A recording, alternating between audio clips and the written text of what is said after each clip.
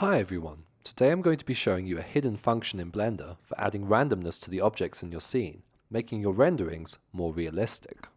Geometry nodes are a common way to add randomness to the location, rotation and scale of objects in Blender, but this can be a bit daunting to beginners and is overkill for many situations.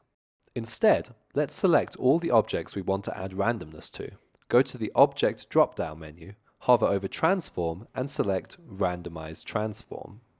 A menu will appear in the bottom left of the viewport, allowing you to specify the size of the range along the X, Y, and Z axes, within which Blender will randomize the location, rotation, and scale.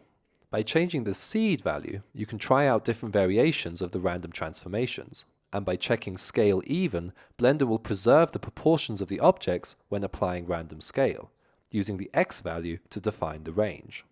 Thanks for watching, and happy rendering!